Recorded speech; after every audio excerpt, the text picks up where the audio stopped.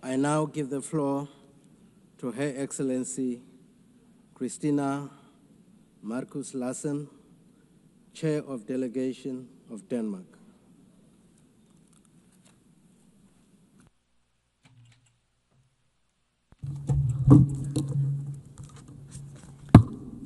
Thank you, Mr. President. Mr. President, distinguished delegates, friends, and colleagues. 80 years ago, representatives from around the globe came together to establish the United Nations.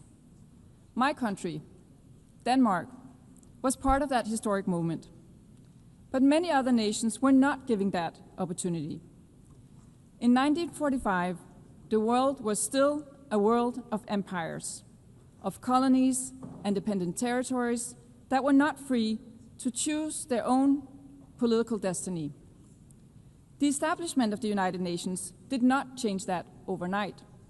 Yet, it set the world on a course toward a radically different order.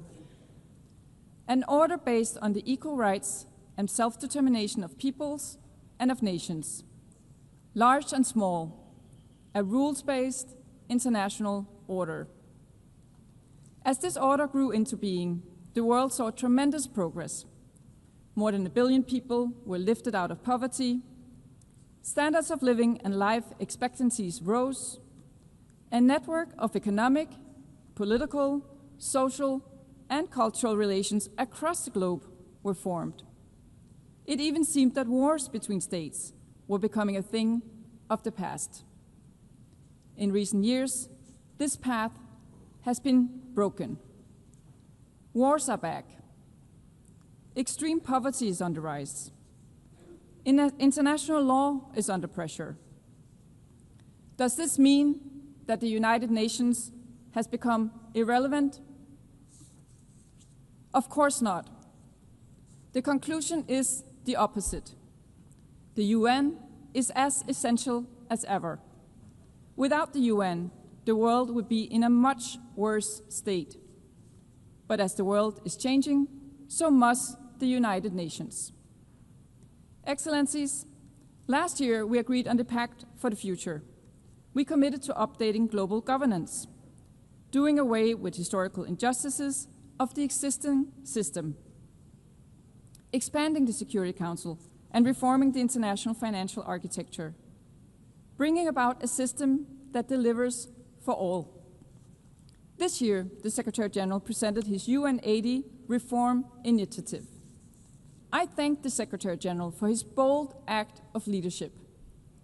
I encourage and expect more concrete proposals on how to adapt the UN system to new realities, making hard choices. And I ask fellow member states to engage constructively in the process. Excellencies, as an elected member of the Security Council, Denmark works towards ensuring that the Council fulfills its vital mandate towards safeguarding international law, including international humanitarian law, and ensuring that the voices of those affected by conflict are heard by the Council. At times, we succeed with fellow members through a shared sense of purpose. Too often, however, results are not possible. Too often, the Security Council is divided, unable or unwilling to act. The costs of inactions are felt around the world, from the raging war in Sudan to the erasure of women's rights in Afghanistan, from the spiraling gang violence in Haiti to the crisis in Myanmar, to the instability across the Sahel, not to mention the horrible situation in Gaza. Almost 2 years have passed since the horrific terrorist attack by Hamas on October 7, 2023, an attack that tore through Israeli families and left the nation wounded to its core. Denmark has repeatedly and consistently condemned the attack and called for the immediate release of all hostages. We've also said from day one that Israel has a right to self-defense. But what is going on in Gaza right now has nothing to do with self-defense. A man-made famine is spreading. Thousands of civilians are being killed. The humanitarian catastrophe is of unbearable scale. It must be brought to an end immediately. Israel must comply with international law, including international humanitarian law. The war in Gaza needs to stop.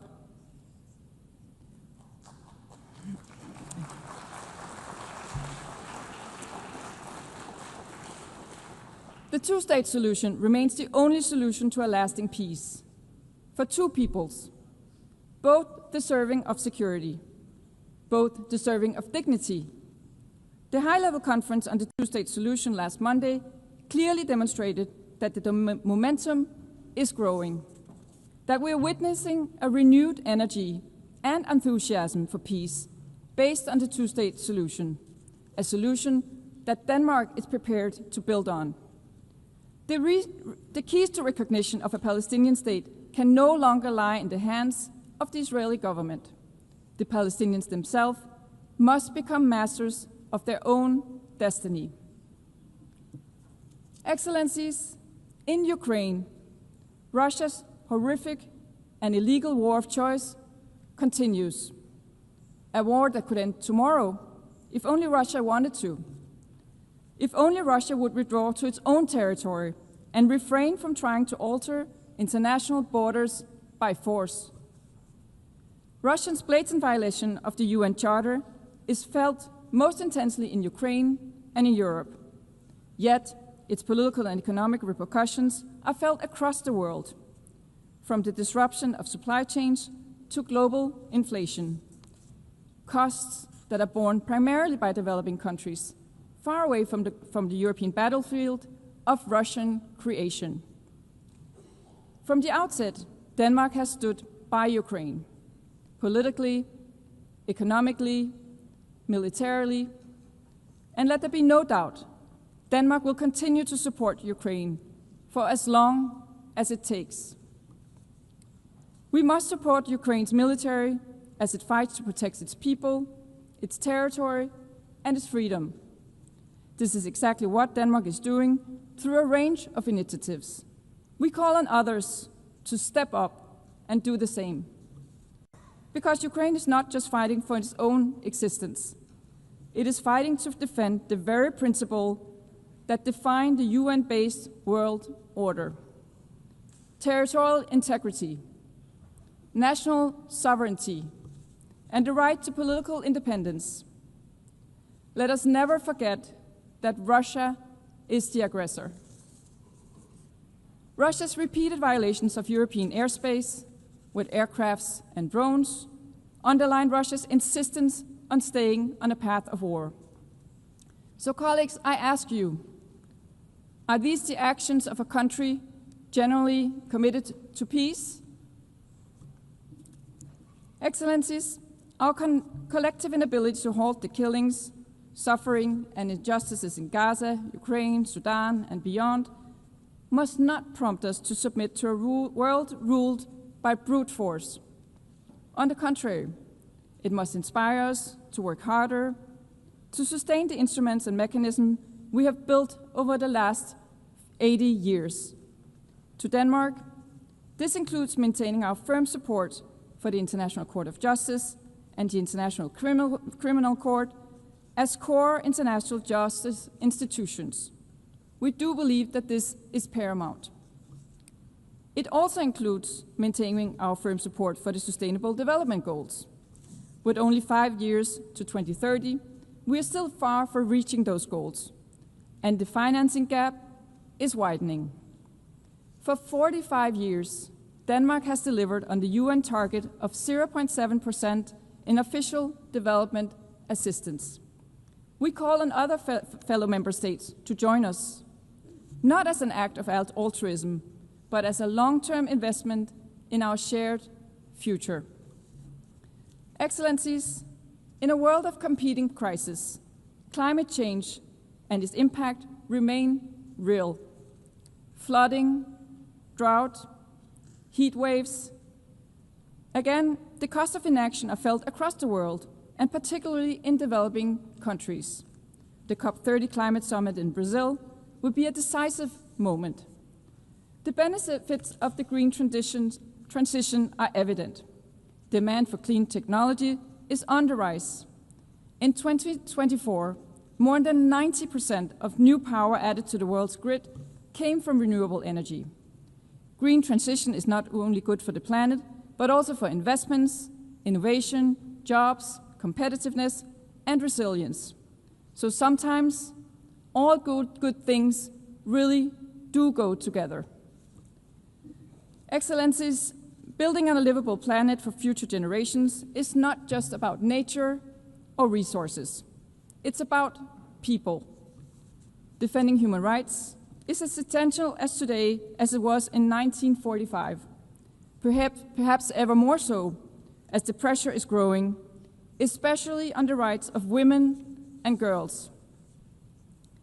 To Denmark, it is evident that gender equality is not only the right thing to do, it is the smart thing to do. That is also why Denmark, as we look to the upcoming process of selecting a new Secretary General for the United Nations, is encouraging member states to put forward qualified female candidates. After 80 years, it is high time for a woman to be at the helm of this organization.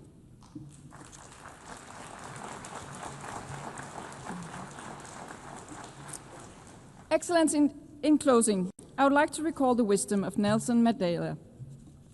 It always seems impossible until it is done.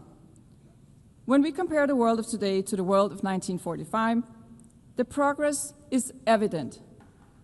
Empires have been dismantled.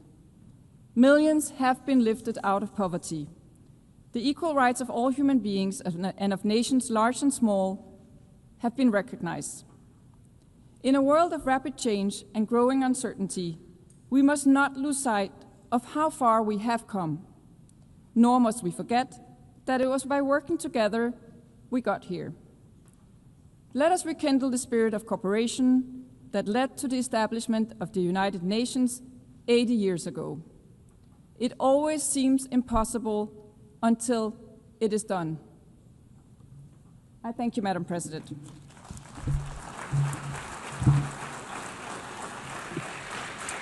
I thank the chair of the delegation of Denmark.